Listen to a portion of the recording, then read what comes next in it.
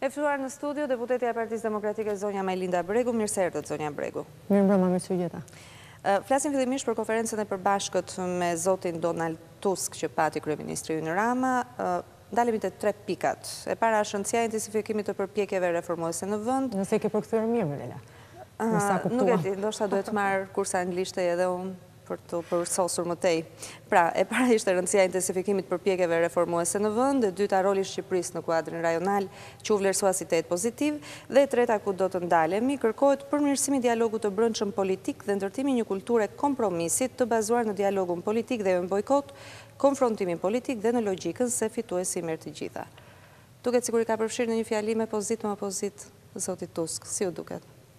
Ka përfshirë në një fjali atë çka është alfa e gjithë procesit të integrimit dhe atyre detyrimeve që i caktohen në një vendi, që është zbatimi i kriterit politik. Pra, në rast se do të përkthehej në termat konkret në cilin ne jetojmë çdo ditë, kriteri politik do të thotë që në Evropë atje ku vendimet merren me kompromis dhe me konsensus, dhe Europa është ngritur mbi kompromisin dhe konsensusin për t'i dhënë fund luftrave ku ishte një përpjekje madhore për t'i dhënë formë bashkimit duke shmangur konfliktin. Ky model është ai model që duhet ndiqet nga të gjitha vendet anëtare, sepse është fare i lehtë testi. Në rast se nuk ke dhe nuk gjen dot një gjuhë komunikim të përbashkët për çështjen në të cilën të gjitha forcat politike shprehen dakord, sikurse është integrimi i vendit në Bashkimin Evropian, atëherë do të thotë që nuk je gati për të përballuar nesër këtë frymë të kompromisit politik në marrjen e vendimeve të rëndësishme. Kjo nuk do të thotë që në 27 shtete anëtare që janë sot në Evropë, apo në gjithë anëtarët e Parlamentit Evropian, nuk ka debat, nuk ka vendime politike, nuk ka, le të themi, lobime për interesa politike, por do të thotë që kur vjen puna për çështje madhore dhe kur vjen puna për të gjetur një zgjidhje për të dalë nga situata ngërçe dhe krize, e rëndësishme është konsensusi. Dhe në fakt, gjithë historia e Bashkimit Evropian është ngritur mbi kompromisin dhe konsensusin.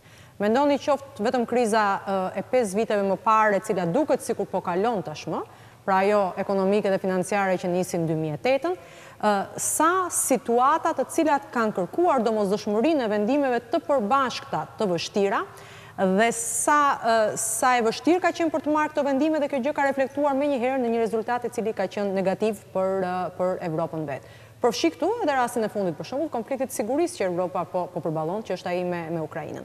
Pra, është një kërkesë tërësisht legjitime e tyre.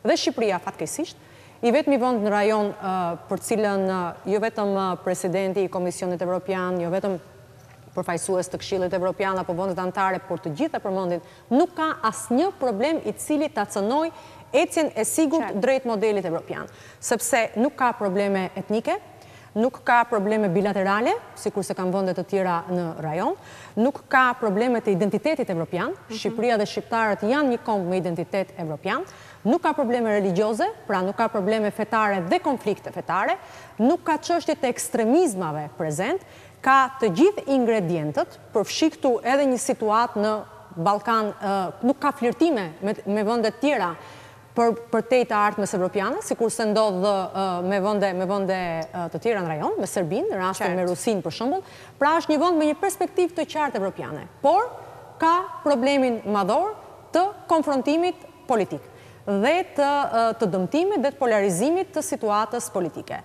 që na vë damkën e turpit si palë dhe si individ dhe qëndje politike që nuk arrin dot të merren vesh me njëri tjetrin, duke prodhuar një problem ku nuk ka probleme.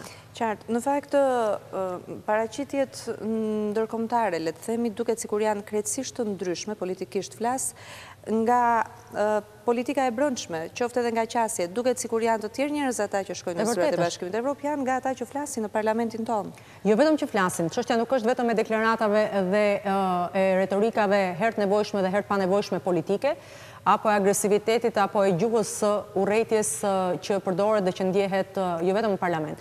Çështja është e vendimarrjes dhe e mënyrës se si ne nga retorika dhe deklaratat marrim vendimet për reformat kryesore. Pra, në rast se 5 detyrime që kemi ne sot për hapjen e negociatave mbas marrjes së statusit të vendit kandidat do t'ishin me të vërtet të realizuara si që deklarohet në letër, apo si që shprehet vullneti sa herë që ka takime në Bruxelles, pra në rast se ne do të kishim respektim të administratës publike dhe jo largime masive nga puna.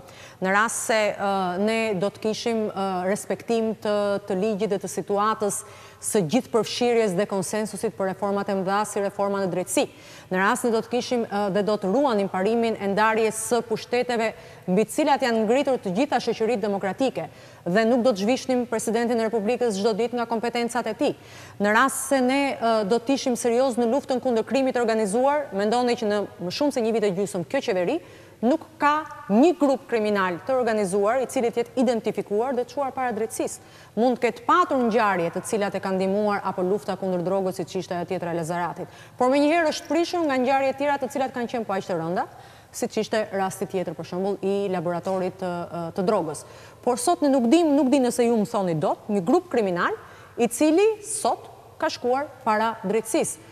Ne sot në rast se do të ishim një vend i cili respektonte detyrimet jo vetëm në letër, do duhet të kishim një situatë të respektimit të drejtave të njerëzit, e cila të vinte duke shtuar sa më shumë pikë dhe jo duke shkelmuar çdo ditë, edhe ato të drejtat të cilat janë të drejtat kryesore që nuk mendohen askund se një qeveri me autoritarizëm mund të shkel. Pra ka një disbalancë midis asaj çka thuhet, nga e thëna në të bërë është në mes një lumi tërë, dhe asaj çka ndjehet për ditë. Dhe të parët që e ndjejnë, edhe sikur të mos flasim ne, janë qytetarët. Në fakt, u desh një rezolut në datën 24 dhjetor që të opozita dhe mazhoranca të ulej për të hartuar pikat e përbashkëta. Është një rezolute e cila në fakt do të vëzhgohet deri në fund të qershorit të mos gaboj ecuria e saj. Një ndër pikat ishte dekriminalizimi. Vetëm sot kaloi në parlament, ka qenë në fakt një ultimatum i vendosur, le të themi ultimatum apo një kërkesë e vazhdueshme e Partisë Demokratike përmes zotit Bylykbashi. Sepse është kërkuar në datën 19 janar, në ditën e parë të seancës parlamentare ose më saktë në konferencën e parë të kryetarëve, që të ngrihej komisioni për dekriminalizimin. Majoranca është munduar ta justifikojë me shtyrje teknike mos ngritjen e komisionit, ndërkohë që ka marrë një angazhim i cili është vetëm në rast se duan ta kalojnë dhe të mendojnë se do t'ja hedhin pra duke e diskutuar për mos bërë asgjë, por ky angazhim është angazhim me datë. Pra është thënë për ata që mbajnë poste dhe për të tjerë më pas, punonjës të administratës apo në nivelet larta vendimarrjes sigurisht përfshirë parlamentin, sepse termi është dekriminalizimi i parlamentit, por jo vetëm, brenda qershorit të 2015-s. Pra, të propozohet dhe në rast se do të arrijmë, komisioni do të fillojë nga puna, besoj do të mblidhet që nesër, me propozime konkrete për të arritur dhe për të identifikuar rrugët se si do të kryhet ky proces. Por pavarësisht se si janë rrugët, më le të them pavarësisht se cilat mund të jenë, ka modele shumë të mira të cilat mund të aplikohen. Sigurisht që nuk bëhet fjalë për çfarëdo lloj krimi të vogël apo ngjarje penale le të themi në jetën e një individit, bëhet fjalë për ato situata kur individët janë me precedent penal që kanë lidhje me krimet e rënda. Pra bëhet fjalë për terrorizëm, për trafik qenies njerëzore, narkotik, pra janë gjitha këto janë gjithë elementet e krimit të rëndë. Se si do të arrihet dhe mënyrat që do t'jenë për mua sot kanë më pak rëndësi se sa vullneti politik. Në rast se ka vullnet politik dhe seriozitet për të hequr qafe, kjo nuk është njollës, se këtu ka vendimarrje, domethënë. Ky është një vendim për të përfshirë në listat elektorale individ me precedent kriminal apo në pozicionet larta të administratës shtetërore. Pavarësisht cilat do të jetë rruga, pavarësisht cili do të jetë propozimi ynë në tryezë dhe mënyra se si do të zhvillohet, përfshirë këtu partneritetin dhe mbikëqyrjen le të themi të Komisionit të Venecias, e rëndësishme është që të ketë vullnet politik për ta zbatuar këtë rezolut. Përndryshe, ju siguroj që jo vetëm Parlamenti shqiptar, por administrata publike edhe më tej e gjithë shoqëria do të jetë e kërcënuar, se në rast se krimi ka depërtuar në nivelet më të larta dhe bëhet pjesë e vendimarrjes, pra voton krimi, drejton krimi institucione, atëherë do të thotë që qytetarët të gjithë nuk kanë më asnjë shpresë se dikush tjetër mund të dalë për të luftuar krimin dhe kriminalin. Do të kërkoni që të hyjë në fuqi që në zgjedhjet e 21 qershorit? Besoj që ky do të jetë hapi i parë përpara zgjedhjeve lokale të 21 qershorit. Kolegët e mi të cilët janë në Komisionin për dekriminalizimin do të shohin alternativa se cila është rruga më e shkurtër për të mbritur deri tek zgjedhjet e qershorit dhe për të vijuar më pas për zgjedhjet parlamentare, qoftë me ndryshime në kodin zgjedhor, me një ligj të veçantë ndoshta, apo pse jo edhe me ndryshime kushtetuese. Ndaj përsëris, opozita ka vullnetin, nuk ka votat për ta kryer këtë proces. Majoranca ka votat, duhet të tregoj vullnetin. Dhe besoj se mbi vullnetin nuk ka asnjë propozim ligjor që ta ndjej veten më të fuqishëm. Sa pranë integrimit jemi në situatën kur Bashkimi Evropian duket se ka mendjen jo më tek Ballkani, duket sikur ka Ukrainën, problem të madh që është problem sigurie, ka Greqinë, e cila është një problem ekonomik me një qeveri të re që dje ministrat e financave, ministri jashtëm, financave gjerman nuk uroi të thotë një qeveri arrogante, e papërgjegjshme etj etj. Si jemi ne? Dhe më saktë komode është qeveria jo ndoshta në vendimarrjet e saj për të thënë që ne po I bëjmë detyrat e shtëpisë, por ata se kanë shumë mendjen te ne, kështu që edhe ta kalojmë një çik. Të them të drejtën, sepse unë nuk jam përfaqësues e shoqërisë civile që të bëj analizën, megjithëse mundoja që të flisja me shumë gjatë për çështjen. Ballkani në fakt sot është sfida e sigurisë që ka Europa. Sepse në momentin që nuk u shkëput vendimarrja dhe procesi ngeli më shumë në për matrica realizuar, nuk janë realizuar, do të realizohen nesër, pra në vandakun e letrave, që gjitha vendet tona në proces prodhojnë dhe çdo ditë dhe duhet prodhojnë çdo ditë për të bindur Brukselin që po plotësojmë standardet, nga ana tjetër duke sikur procesi ju la në dorë pikërisht këtyre teknikaliteteve të cilat mund të shpiken, të shtohen dhe të mos mbarojnë asnjëherë për sa kohë nuk ka vendimarrje që të trajtojë çështjen edhe në bazë të themi të këndvështrimeve tjera dhe të atyre çka është nevojshme për të vlerësuar situatën. Në këtë rast edhe të një rajoni I cili në fakt I mjafton një shkëndi për të marrë flak me njëherë, apo e përsëris sepse sot është vetë Evropa, Ballkani nuk është jashtë Europës. Kështu që askush nuk mund ta trajtojë si një çështje që thotë jemi të lodhur nga zgjerimi, këto janë jashtë, nuk janë vende anëtare, nuk na duhen. Jo, sepse është siguria e Bashkimit Evropian ajo çka është e rëndësishme. Dhe rasti me Ukrainën tregoi pikërisht tronditjen e sigurisë për shkak të një mos vendimarrje në kohë dhe të mos trajtimit të çështjeve në mënyrë serioze, sikurse dhe kriza ekonomiko-financiare e 2008-s. Por ka një problem fakt. Unë nuk besoj se jam e gabuar, por në rast se edhe ju besoj të keni ndjerë këtë perceptim, ju dëgjoni shumë pak përveç vizitave në Bruksel apo kur ka përfaqësues nga Brukseli në Tiranë, që të flitet për çështjet e integrimit evropian të Shqipërisë. Të gjitha ato sfida dhe problematika që ne ngrem çdo ditë, nuk janë problematika që nuk janë të lidhura me standardet evropiane. Sepse lufta kundër krimit, respektimi I ligjeve, respektimi I pavarësisë së institucioneve, të gjitha janë çështje të cilat kanë të bëjnë me standardet evropiane, lufta kundër korrupsionit, janë çështje që kanë të bëjnë me detyrime standardeve evropiane. Problemi është që ka një lloj nanuritje. Kjo edhe për faktin se ndoshta deklaratat nga Brukseli nuk e kanë ndihmuar ose ju dhan qeverisë tonë të parë në cila kërkon ta përqendrojë pushtetin gjithë tek vetja me atë frazën që sot I është tërhequr vëmendja që fituesi nuk mund t'i marrë të gjitha. Ju dha në një farë mënyrë pa dashje mesazhi që keni kohë dhe vazhdoni. Dhe e keqja është në shoqëri të cilat s'kanë qenë kurrë shumë demokratike, tendenca për të mbaruar me çështjet politikës së brendshme dhe për të përfituar më shumë, se sa për të bërë sakrifica që këtë radhë majoranca mund të quajë konsensusin apo kompromisin, si sakrificë të madhe, pra respektin e opozitës, reformat në të cilat jenë palë të gjithë bashkë, duket si e tepërt. Dhe kjo ndjehet. Unë nuk shoh sot as tjetë temë ditës integrimi evropian I Shqipërisë, dhe nuk kemi rrugë tjetër, dhe nuk kemi model tjetër, dhe nuk kemi standarde tjera as për të shpikur dhe as më të mira se sa ky model cilin kemi vendosur të ndjekim, dhe nuk shoh sot as angazhim dhe vullnet për të hartuar, për të përmbledhur idetë në propozime dhe në platforma konkrete.